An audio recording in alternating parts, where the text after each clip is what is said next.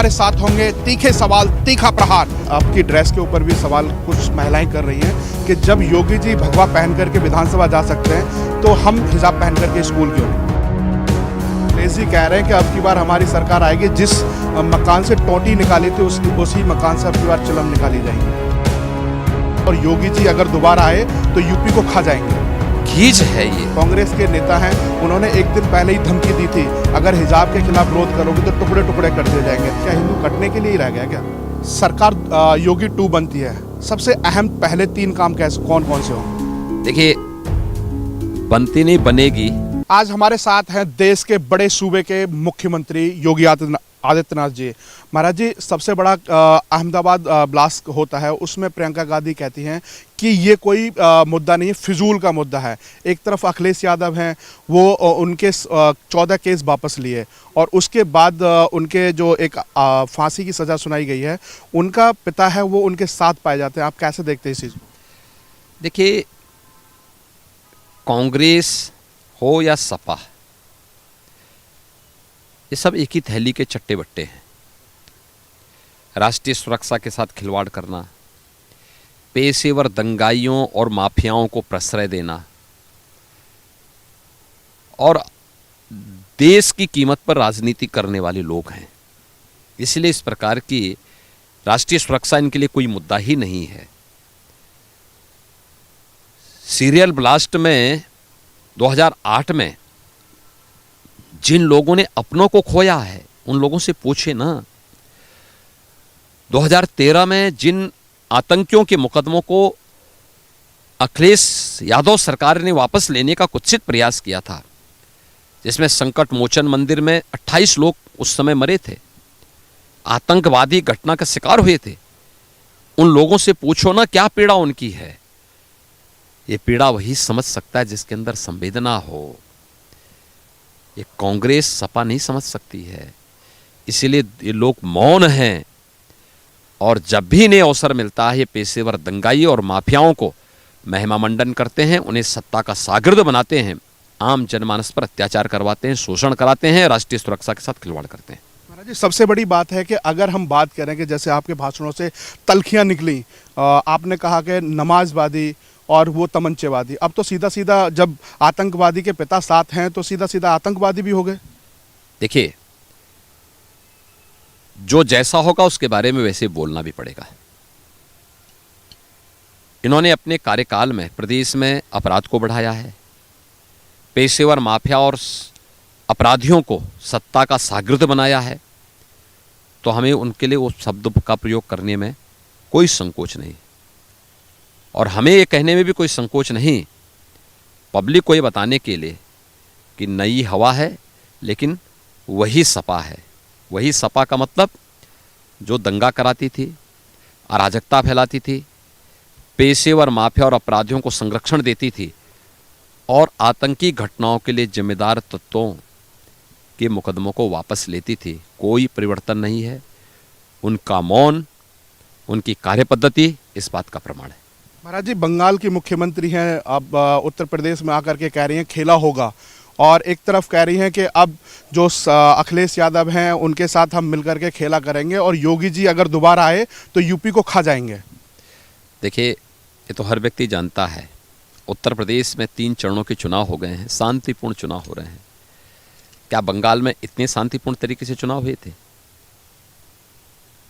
वहाँ पे लोकसभा का चुनाव हो या विधानसभा के चुनाव इतने शांतिपूर्ण तरीके से हुए थे? नहीं। उनकी समस्या तो यह है कि उत्तर प्रदेश में शांति कैसे है, सुरक्षा का इतना अच्छा माहौल कैसे है, उत्तर प्रदेश कैसे विकास की रफ्तार को आगे पकड़ रहा है। 5 वर्ष में 2 वर्ष कोरोना प्रबंधन में बीतने के बावजूद देश की नंबर 2 की अर्थव्यवस्था बन जाना, ईज ऑफ डूइंग बिजनेस में 14वें स्थान से सपा के समय में 14वें स्थान पे था, नंबर 2 स्थान पे आ जाना, प्रति व्यक्ति आय दुगनी हो जाना, कैसे हो संभव हो पाया? उनकी खींच है ये, इसलिए वो यूपी को रोकना चाहते हैं, यूपी के विकास की दर को रोकना चाहते हैं। वे किसी सद्भावना से नहीं, दुर्भावना से यहाँ आए हैं। उत्तर प्रदेश की जनता जनार्दन इनको जानती है और इनको जवाब भी दे रही है। तो महाराज जी कैसे देख रहे हैं कि आपको बार बार एक उपहास उड़ाया जा रहा है कि बुलडोजर सरकार है, वापस जाने वाली है, तेल खत्म हो गया है। एक तरफ आप शिमला मई जून में शिमला की बात कर रहे हैं। देखिए, जो अपराधी 4.5 वर्षों तक बिलों में छुपे हुए थे, चुनाव की घोषणा के बाद समाजवादी पार्टी ने या अन्य दलों ने उन्हें जब अपना प्रत्याशी बनाया, वे बाहर निकल करके धमकी देने लग गए। तो मुझे बोलना पड़ा कि चिंता मत करो, 10 मार्च के बाद ये सारी गर्मी शांत हो जाएगी। दूसरा, प्रदेश के अंदर 5 साल में कोई दंगा नहीं हुआ है। इस समय चुनाव चल रहे हैं, हम भी चुनाव में व्यस्त हैं। तो बुलडोजर को हम लोगों ने मरम्मत के लिए भेजा हुआ है। 10 मार्च के बाद तो अपना काम करेगा। तो किस दिशा में जा रहा है वो मरम्मत होने के बाद?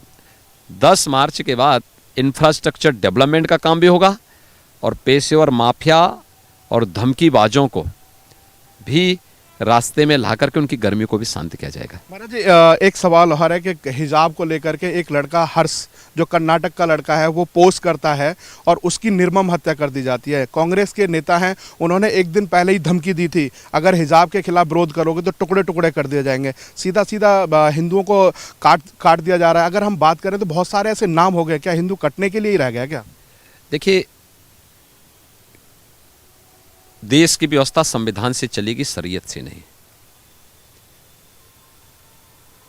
और स्वाभाविक रूप से जो भी कानून को हाथ में लेगा, कानून के दायरे में आएगा और कानून के अनुसार उसके खिलाफ कार्रवाई भी होगी।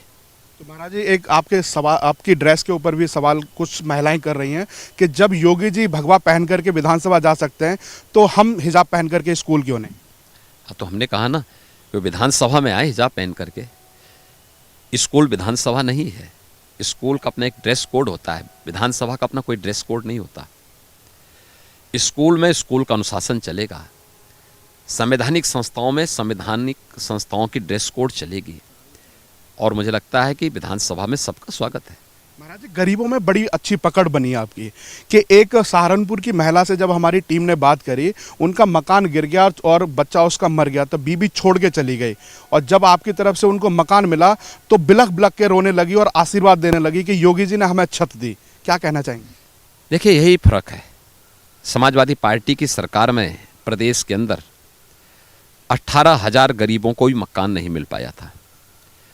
भारतीय जनता पार्टी की डबल इंजन सरकार ने प्रधानमंत्री मोदी जी के नेतृत्व में, उनके मार्गदर्शन में 43,50,000 गरीबों को बिना भेदभाव के, बिना चेहरा देखे हुए एक एक मकान सबको उपलब्ध करवाया।